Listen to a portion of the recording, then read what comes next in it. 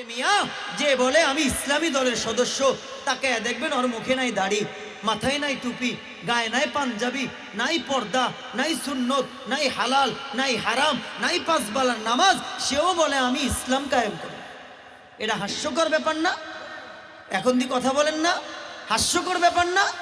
আচ্ছা, খুজলিওয়ালা যদি খুজলির ওষুধ বিক্রি করে, এটা যেমন হাস্যকর, ঠিক তেমনি ভাবে যে নিজেই শরিয়ত মানে না, যে নিজেই ইসলাম মানে না, আর মানুষের কাছে ভোটের ভিক্ষা করে, আমাকে ভোট দাও, আমি তোমার ভোট পাওয়ার পরে আমি রাষ্ট্রে যায়া ইসলাম কায়েম করব, আমি বলি তুই ইসলাম কায়েম করবি না, তুই প্রতারক, তুই ভণ্ড, তুই ভণ্ড।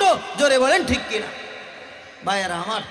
এজন্য রাসূলুল্লাহর আদর্শ নিজের মধ্যে ফিট করা ছাড়া আল্লাহকে পাবেন না। আল্লাহকে পাইতে হলে, আল্লাহর গোলামিতে পাকাপুক্ত হতে হলে আপনি রাসূলের আদর্শকে পুঙ্খানুপুঙ্খানুভাবে পালন করতে হবে। বলেন ঠিক কিনা ভাইয়েরা আমার? আপনাদের এখানে একটা বাজার আছে না, ঘোষেরহাট বাজার না?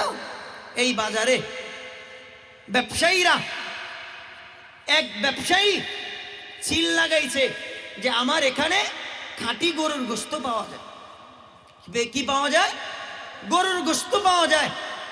আরেক ব্যবসায়ী লাগাইছে আমার এখানে শুয়োরের গোশত পাওয়া যায়। কিসের গোশত? শুয়োরের গোশত পাওয়া যায়। আরেকজনে লাগাইছে, নাম দিছে গরুর গোশত, বেচে শুয়োরের গোশত। নাম দিছে গরুর গোশত, বেচে কি? শুয়োরের গোশত। এই তিনজনের মধ্যে ভালো কোন ব্যক্তি আর ভণ্ড কে বলেন?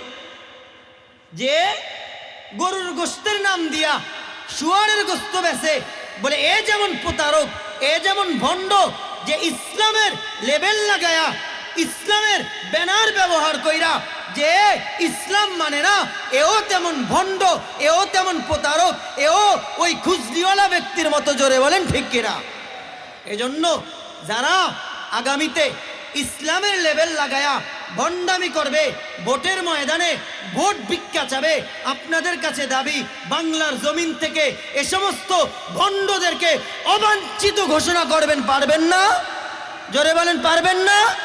হ্যাঁ, আর একটু বলে যাই, আগামীতে যেহেতু নির্বাচন সামনে, আমি আলেম হিসাবে আপনাদেরকে বলতে হয়, ভোট এটা আপনার একটা আমানত। আপনার আমানত, আপনার আমানত যেন ভালো মানুষের পক্ষে হয়। আপনার আমানত আগামীতে আপনি যাকে সুপারিশ করবেন সেই মানুষটা যেন ভালো মানুষ হয়।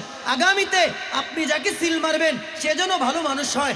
আগামীতে আপনি যাকে সাপোর্ট করবেন সে যেন ভালো মানুষ হয়। আগামীতে আপনি যাকে সুপারিশ করবেন সে যেন ভালো মানুষ হয়। কোনো ভণ্ড, প্রতারক, জালেম, কাফের, মুশরিক, পাপিষ্ট ব্যক্তিকে আমরা সিল মারবো না, সুপারিশ করব না, ভোট দিব না। পারবো তো ইনশাআল্লাহ? যে কথাগুলো এতক্ষণ বলেছি আমি শুধু আল্লাহকে রাজি করার জন্য বলছি, কাউকে কষ্ট দেওয়ার জন্য বলি নাই। দোহাই লাগে, আপনারা ব্যথা নেবেন না। যদি আপনারা আমাকে কেউ ভাতিজা মনে করেন, মনে করবেন আমি আপনাদের ভাতিজা হিসেবেই বলছি। যদি আপনারা আমার বাবার বয়সী হয়ে থাকবেন, মনে করবেন আমি আপনাদের ছেলে হিসাবে বলছি। যদি আপনারা আমার ভাই হয়ে থাকেন, আমি আপনাদের ভাই হয়েই বলছি যে বাপ, ও আমার ভাই, একটু বুঝো, আমিও ভাবি, তুমিও ভাবো। পরকালকে ধরো, যে আল্লাহর রসুলের আদর্শ ছাড়া, আল্লাহর গোলামি ছাড়া আখেরাতে আপনার জায়গা হবে না, জান্নাত মিলবে না, জান্নাত মিলবে না, হাউজে কাউসার মিলবে না। জোরে বলেন ঠিক কিনা? এজন্য আমরা সবাই রসুলের আদর্শের উপরে উঠে যাই, আল্লাহর গোলামির উপরে উঠে যাই। মা বোনদেরকেও বলছি, পর্দাকে মেনটেন করি, আল্লাহকে মানি, আল্লাহর গোলামি ধরি, রসুলের আদর্শ মানি, তাহলে দুনিয়াতেও শান্তি, আখেরাতেও শান্তি। জোরে বলেন ঠিক কিনা? রাগ হয়েছেন আপনারা?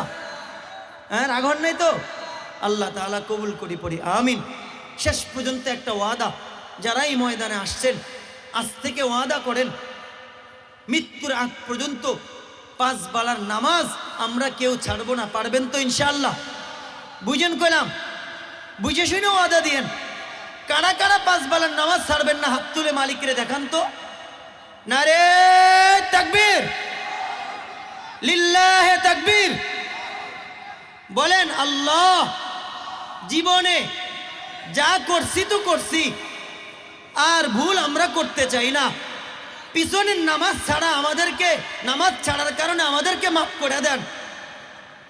সামনে আমি এক ওয়াক্ত নামাজও ছাড়বো না, পারবো? ওয়াদা, বিলকুল ওয়াদা, পাক্কা ওয়াদা, পারবো তো ইনশাল্লাহ?